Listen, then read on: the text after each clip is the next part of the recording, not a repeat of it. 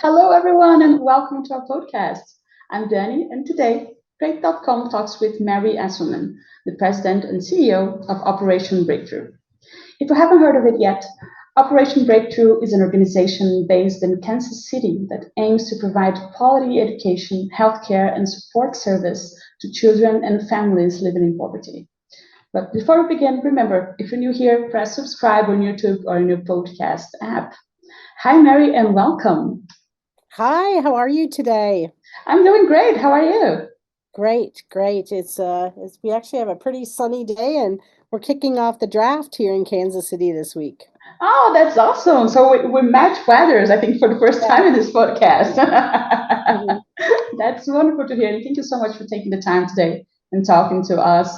I want to begin by learning more about your history. How did Operation Breakthrough get started, and what was the inspiration behind it? We were actually started 52 years ago by two nuns, even though we're not Catholic now. Some parents came to them. They were teaching on the east side of Kansas City, and they said, you know what we really need is someone to watch our children while we're at work. And the sisters thought, you know what, they have this big empty convent. They could do this. And so the next thing you know, they started out with four kids, and then that turned into 40, and then 400. And now every week we're serving over 1,300 children and families here at Operation Breakthrough. And I think the inspiration there was just high need. There was a need in the community, and the sisters were committed to making sure that they met that need. And it's interesting because they knew as they started Operation Breakthrough that what happened outside our doors was just as important as what happened inside. And that's why it evolved beyond just education to social services and health.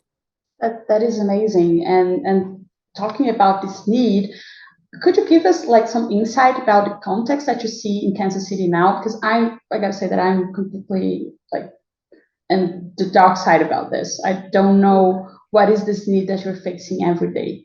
Could you help us out with that? Absolutely. So our average income for our families is about $12,000 per year. So, it's right around $1,000 per month. And couple that with the fact that at any given time, there's about 20% of our families that are homeless. A lot of single parent families, and you don't pay anything to go here, but the expectation as parents, as you're working, you're in school or you're in case management to help you to get there. So everybody is pushing towards sustainability. Wow, this is actually incredible, and I'm really looking forward to talk about the programs that you have because you cover a lot of ground. Let's say it first, but let's begin with educational programs. Which ones do you offer in there? So education for us goes cradle all the way to career. So we basically have 405 early care and education students, and that's from 6 weeks old all the way till 5 years old when you go off to kindergarten. And the way that works is we're organized into neighborhoods. So each neighborhood has, birth one, two, three, four, five. You have the same teachers, the same social workers, the same child therapists. So really, you've got these relationships that are forming the minute you arrive, and we keep building those, and it really allows them to create a community. And we have six of those neighborhoods. We even have a couple of classrooms down the street at one of the local high schools. Then, when you turn five, you go across. We have a bridge that connects our two buildings, and you go across the street to our before and after school program. And there, basically, a great way to think about it is when school's out, we're in. So that means whether it's a day off school, it's summer, it's after school, every morning we have 21 buses that come in and pick up kids and take them to school, and they bring them back whenever school completed. And what's really important about that is our families have a real high mobility. That means they may move every year, they may move twice in a year, but as long as you can get to Operation Breakthrough, which is at the corner of 31st and Troost, then you can stay in that same school. So everything doesn't change just because you're moving. And so we expanded so we could take more kids. Goodness, it's probably been 5 years now. But we did it through a STEM approach. So both our early education kids have a maker space, our older kids have all these different labs that they can choose, figure out what they're passionate about. And just a year and a half ago, we opened up our teen program called the Ignition Lab, and that actually provides workforce development and entrepreneurship. And right now we're serving about 300 teens there. The other thing I really like about the program is because, our kids are in school during the day once they turn five, we didn't want something the community invested in to be empty during the day. So we actually bring in children from schools during the day so they can do their math and science through a STEM lens. So lots of hands-on real world projects. So that adds, another group of children. So it's a busy place. I love it. Must be full of life and energy. Oh, Again, totally. I'm so dying to go and meet you guys. Mhm. It really looks like a fun place. And most of all, I got the impression that you really try to tackle as many like opportunities as possible to try and give these kids a better life. Because it's not just about simply putting them in a classroom. It's like giving Oh, them the opportunity to grow fully and develop themselves. This is amazing. This is amazing work. well, and a good example is we send over 90% of our children to school ready. And that's compared to a national average of less than 50% for children in poverty, because it's easy to look at life circumstance and start to say, well, there's just too many barriers. We can't get it done. But for us, it's like, what does every child need so that we can ensure that first level of success, because we know it's such an important predictor of future success. We actually have a Children's Mercy clinic on site. We have a dental clinic on site, a food pantry, clothing closet. So, depending on what the needs are, we try to really provide those strong wraparounds. Even our therapists will go out into schools to see our school age kids because there's a lot of trauma. There's a study called the ACEs study, Adverse Childhood Experiences, and nationally, between 17% and 20% of adults will have had four or more. And those are things like an incarcerated parent, witness to violence, victim of, I mean, there's a whole set of those. For us, over 45% of our families have four or more ACEs. So our ability to really address trauma directly is really huge. Oh, this is incredible. And these healthcare services that you provide, it's just another like arm of your take as you're speaking. How do they work exactly? Those kids have it for free. Anyone can have access to that. How does that work? So basically, what happens is we sign papers for the clinics and the other programs, and so we actually have a school nurse who makes about 2,500 classroom visits each year, just addressing need in the classroom as it exists. If it's something more significant, then the nurse can just walk the kids down to the clinic. And then in terms of well checks, I mean, we have this great relationship with the Children's Hospital, which is basically it's called our Partnership for Resilient Families, where we get together every quarter to look at how can we really look to improve the lives of the children that we serve. So the current thing right now is a lot of our families, don't have transportation, so getting to work is very difficult. So oftentimes they're on shift work.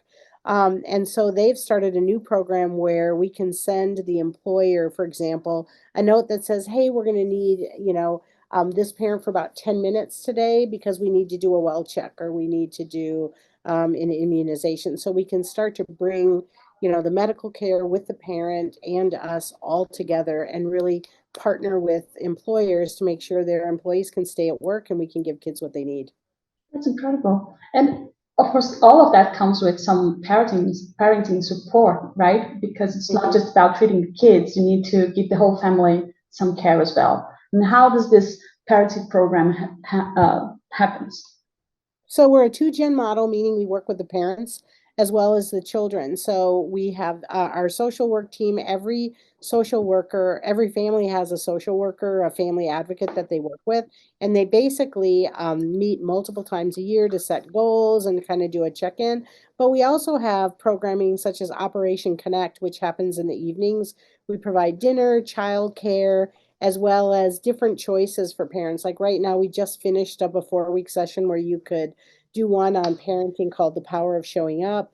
There was a second one that was more of a therapeutic group that parents were involved in, and then called Cooking and Conversation. And while they were cooking and building community, they were having different conversation. And we always do a skill builder.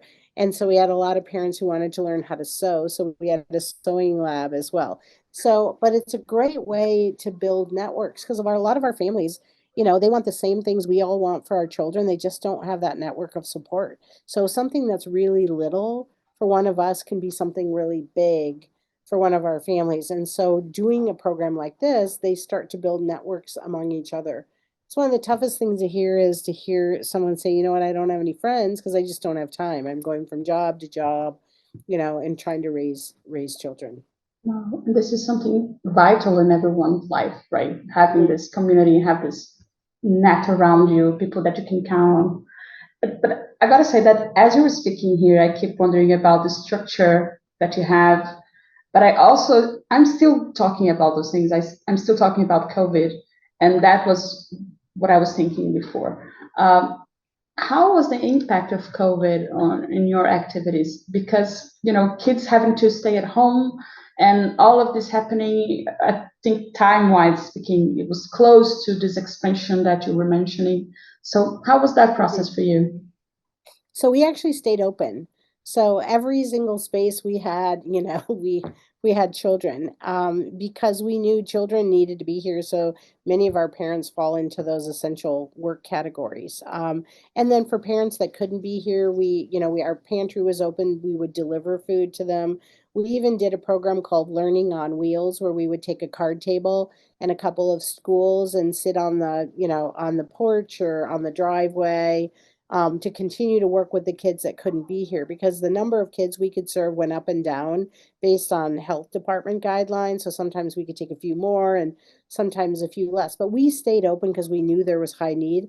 What we're seeing now in terms of impacts is on average, in a given year, we would probably see for new students about 14% of them with some kind of concern identified. So that could be social emotional, it could be speech and language. I mean, just different developmental delays. That's over 40% right now for our 3 and 4 year olds because we double in size at preschool. The classrooms, can go from 8 to 17. And that's a pretty shocking number when you think of we've had the most nonverbal children that we've had. And think about it, these are kids that were home through the whole pandemic, pretty isolated and just having conversations with parents where you don't always realize developmentally where kids should be if you're isolated. So, knowing that 3 year olds should be talking in, phrases and things wasn't necessarily the case. Oh, I haven't thought about it, but it does make sense when you think it. It's Mhm. crazy. It's really crazy. So we do offer speech and language. We have occupational and physical therapy in addition to just our regular child therapists. We also do a lot of work for helping kids to kind of become self-regulated in terms of managing feelings, being able to do things even when they don't want to. So we offer music therapy when they're infants and toddlers, and then we do yoga for our preschoolers. They have that once a week, which is pretty amazing to watch because that's where they really learn how to breathe. And I can remember our instructor also trains at some of the other schools. And at one point, someone said, "I think I have one of your kids." She said, "Oh, really?" And they go, "Yeah, he was having a little bit of a meltdown that first week, and then all of a sudden he started going." And they're like, "What's wrong? What's wrong?" And he goes, "It's a bunny breath, duh." And so that's our goal is to give them that toolkit where they can survive. And sometimes it's those skills that they just can fall back to. And other times, we can't always house someone who's unhoused in a hotel until we can figure everything out because it's not as simple as having one and not having one. It's being prepared with back utilities and all those things. But we can help them with the routines they need so their kids can be as stable as possible despite where they might be staying each night. And I think that's really at the core of the founders. Their mission was to help kids have stable lives and move to sustainability so that we know every kid reaches their full potential. Well, again, I keep falling in love with the things that you do. If you ever have an opening, please come in. Exactly. Um, but but now, since we talked about challenges, I think I would like to know more about the next steps for the future. Because well, before beginning, you were mentioning a few things. So, what is cooking? What's cooking? So the new high school program is pretty neat, the Ignition Lab. One of the football players here in Kansas City, has been a partner, and he was really passionate about high schoolers. His name was Travis Kelsey, and he helped us purchase this adjacent muffler shop and the land around it and help fundraise in the community. So we're able to actually offer these 300 teens real world experiences and industry recognized skills in 10 different areas. So it's everything from automotive and engineering, graphic design, green tech, computer tech, culinary arts, and the kids are even launching entrepreneurial ventures. So this summer will have our food truck, Breakthrough Bites, a hydroponic farm. I was thinking about you talking about climate change. The kids in green tech are really looking at materials management, alternative energy, and this hydroponic container farm they're opening. Actually, half of it will be powered by solar and half will be on the grid. Normally, so kids can start to see the difference. We even have a couple of buildings that have solar on the top so kids can see how much is generated, how much is consumed, and how much is sold back. But so many things. I mean, we're just watching our teens blossom in terms of really thinking about economic mobility in terms of what they can do after high school, which can truly break through poverty, as well as being better prepared for what they want to do in college. And I think what makes it different from a lot of programs is we start right at freshman year. So for the schools that come in, we don't wait till junior year, till you're 16. They're coming in as 14-year-olds and just opening their eyes to all the possibilities. The videos we were talking about earlier that are on the website, the teens are actually making the video this year. So one of the students, I got to hear the score he wrote in digital media because they do music production, podcasting, and film. So I was thinking to myself, if you ever do make it to Kansas City, you might have to do your podcast here in the podcasting studio 3030. I loved it. And that's so cool. Oh my God. I really would love that. And since you mentioned, I gotta tell people that we just try to cover some ground here and help you fall in love, as I said, with this amazing project. But you can go to their website, which is operationbreakthrough.org, and then you can get access to all the programs that you have with more detail, see the videos, understand what they're doing. You can have access to their blog, know their events, get in touch, know their campuses. It's just amazing. It's just a massive structure. And with all this, I gotta say, again, it's a massive structure. How are you guys funded? And how can So, we all help you keep going? well, I love that you asked that because only just under 50% of our dollars are public dollars that come through, federal or state dollars. So we raise the rest. So we're writing grants, individual donations. So that's obviously an easy way to help is to, just share. Donations are great. And then for people that are actually here or, closer, just helping support the pantry or the clothing closet or time. I always say when you think about this type of work, there's a personal, a professional, and a civic opportunity. Personally, whether it's Operation Breakthrough or any other nonprofit, everyone has so many talents they can share that can make a huge difference. Professionally, one of the things we hear back often is mentoring.